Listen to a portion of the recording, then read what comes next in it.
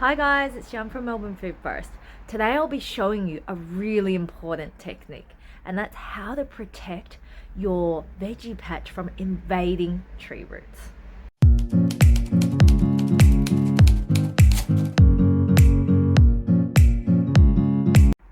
Okay, first let me show you what the problem is, and I'm sure we're not the only ones with this issue. So let me just switch over. So this is our fence line where I would love to be able to grow produce, and believe me, I've tried over a couple of seasons, but then find that whatever I plant here, particularly over summer, starts off well and then suddenly just starts to look sad and die off. And if you've had that problem before yourself, then one of the reasons could be invading tree roots. And look at us, look at the problem here. So along this fence line, planted right up against it, you can see there's that tree there, that one, and that one. And I'll show you the culprits. So this is winter right now. This is a great time to tackle this task.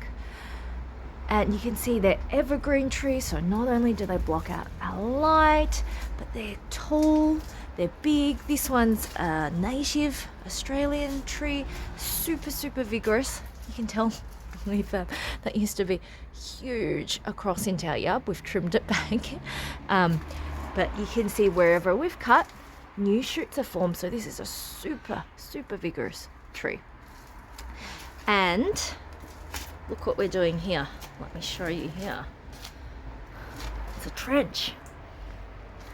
It's not the prettiest, but this is going to be a lifesaver for your plants along here. So we do have, it's hard to tell right now, but we do have a veggie bed that goes from the fence line out to about here where the paving starts. And what we're doing here is digging a trench and then putting in landscape fabric or weed barrier, and you need good quality stuff, and I'll talk a bit more about this in a minute. But what we're doing is laying this down so that the tree roots from next door cannot invade our garden anymore. Because I would love to grow in this patch, and this is actually, it's quite shady at this time of year, but in summer, with the reflected light from our white water tank, it's actually the perfect spot to grow tomatoes. And you can see we've got a trellis here. These tomatoes can grow happily in semi-shade. They actually like some protection, so this is the ideal spot to grow tomatoes, an extra crop. I mean, you can see how long this stretch is. You can fit in another 6 tomato plants. And believe me, I have tried. But what happens is, as soon as you put water and nutrients into this soil, the tree roots, the feeder roots, just come and tap and mine it and suck all the goodness out of it. So now, I want to talk a bit about why it's actually important to dig. You might have heard so much about the no-dig gardening, veggie growing style, where you don't dig and you just pile layers on, and that's wonderful. We do that from season to season. But when you're first starting out a veggie patch, it's actually really important to dig. And here, I'll show you why. So one of the reasons is the tree roots. You might find that it's infested with lots of fine roots from nearby trees, and tree roots can really travel quite far to seek out moisture, nutrients, food. Second reason, let me show you, because we've done a bit of digging around here, and let me show you what you might find. Look here, we've dug out massive bits of rock, impenetrable rock, bricks, rusty old bits of something. There's a lot of this. We had like a whole bucket full of this. And if your soil had as much as this, think about it, plant roots can't grow because they're hitting rock. So it's actually taking up space. So that's another important reason why you want to dig, is because you want to get rid of any rocks and impurities.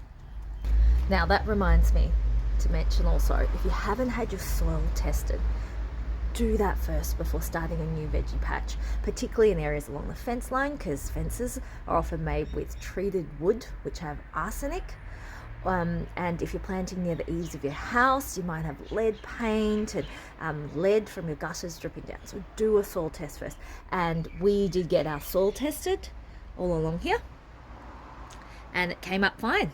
So this is an oldish fence, so we can plant straight into here. So make sure you do that. And then let me show you the issue with the roots now too. So when we dug in here, not surprisingly, we found it filled with, you can see, these really fine roots all coming from that side, from the neighbour's side. And lots of fine roots, and then thick, big roots like this. And you can see this one has like a reddish sort of bark.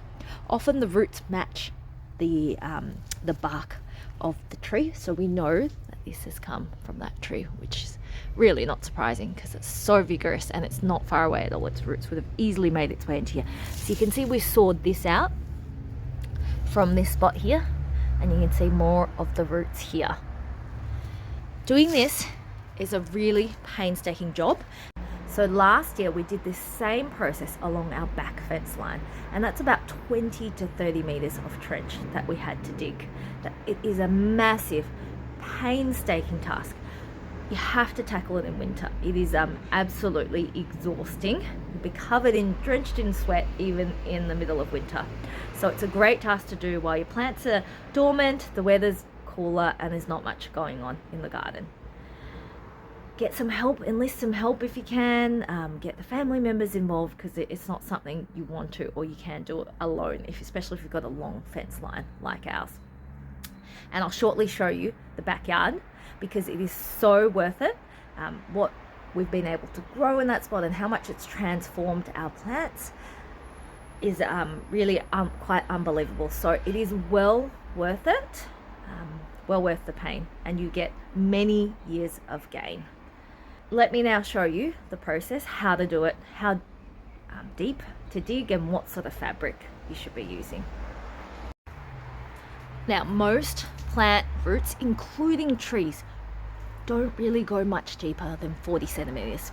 And if you don't believe me, dig down yourself and you'll find the same. So let me see if I can show you here. Even here, as we're digging, we found roots, even the big ones you can see there, and the fine ones, in about the top 30 to 40 centimeters of the soil. As we've gone deeper, it's just so poor and lifeless down there. You can see there's no roots down in that section at all. So you can definitely dig deeper, but you don't have to. So realistically, you should go minimum 40, perhaps 50 or 60 just to be sure. For us, we've gone about 60 in this section, and I think that's going to be more than enough. And you can see that visually here. There's just no roots further below, so you don't actually have to worry about going super deep. Now you can see here that we are going to have to dig an L shape around here, because that's where the bed stops. So we don't want to just leave it straight line here, because the roots can still come in past these gaps and then come back in here. So you really want to dig a trench around here and fold your fabric to close that off to prevent any roots from getting in. Remove any rocks, any debris, any other things you find in this process, and by doing it, when you backfill, you can actually backfill it with better quality organic matter, compost, and replace this poor nasty soil, as you can see, our super sandy soil, with better quality soil, or at least mix it through. So it's a good time to kind of rejuvenate the soil along your fence line too. So in terms of landscape fabric, buy the best quality that you can afford. So last year for the backyard, and I'll show you there, we bought this white weaved geotextile fabric. Now that's what you really want, that's what you're looking for. If you've got other things like, lying around and you want to repurpose things, so let me show you another option.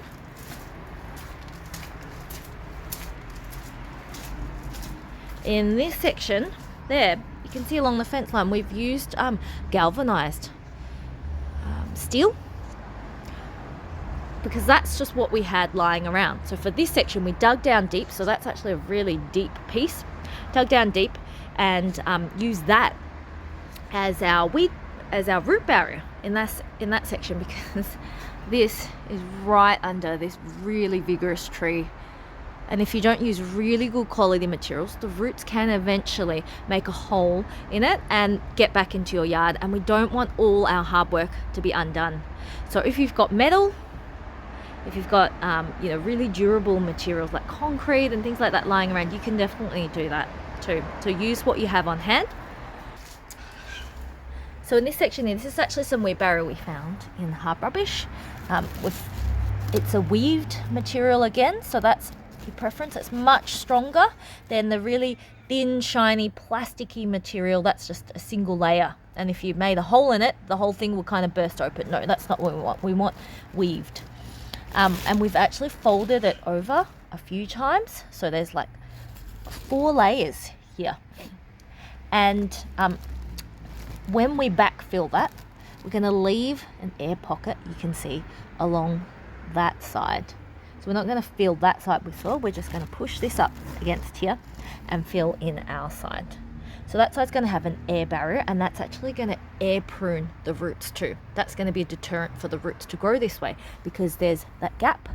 It's a bit of a gap between the roots and any soil. So the roots are going to be like, hey, there's nothing here. There's no nutrients, there's no water. I'm going to start growing the other way. That's what we want to tell it. And so that's actually another really good thing, is to leave that gap along that inside and backfill it this way. And you can see on this side, we've done an L shape to close it off here up against the paving here. So we've really created a sealed patch strip here where we'll be able to plant. So this is going to give our plants such a good head start. It means that they're not having to compete head to head with these trees, which they could never outcompete. I mean, think tomatoes, they're annuals. They only have one season to get their roots going. They can't compete against a tree that's here for 30, 40 years that's going to put really established roots into this section. So that's going to give them, for us, about 60 centimeters of clear zone for their roots, for our plants' roots to just flourish with no invaders kind of trying to steal their food and water. So let me take you to the backyard now. Now this was last year's winter job. We actually did that same task of digging down along this entire fence line, down there up to that the shed, which you can't see because it's so overgrown, shed, and on the other side the shed as well, because what we found is that got this massive tree again right up against our fence line, and that is one of the biggest trees you can see on the landscape around here. That's 30 meters tall. Again, a native Australian tree, super invasive roots. Those 2 trees were formerly just having a free-for-all in our yard, tapping into all the goodness that we put down, until we really saw that plants were struggling. But now, our last winter task, let me see if I can still find any of the fabric poking out the top to show you. So in this section, we have more of that galvanized steel, and we'll put that in there. And let's see if I can still find any. We've planted berries, a whole 20-meter row of berries along this fence line, which is absolutely amazing. We got so much fruit out of that, and you can see that in our berries video. But that wouldn't have been possible if we didn't undertake this agonizing task last winter. It should be something you only have to do once if you do it properly with good quality landscape fabric. And let me see if I can still find any of it. It's so well hidden and buried. Okay, here we go. You can see here. See that there? That's the white weaved landscape fabric that we used last time. And we also left an air pocket on that side, just like I was talking about before, to try and keep the roots out. And that goes down about 1/2 meter, and we folded it over as well. So that's why you can see 2 layers. So that's like double the protection of a good quality fabric. Put all that back.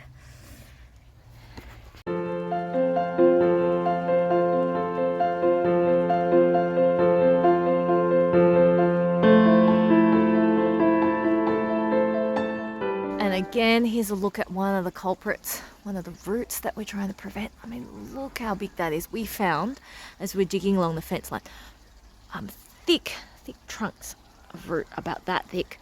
And you can tell it's that root because it's the same bark again. It's that paper bark tree. And the roots are actually the same. So you can identify which tree it's come from. But that pretty much towers over and shades our entire yard. But at least now it is not tapping into our garden anymore.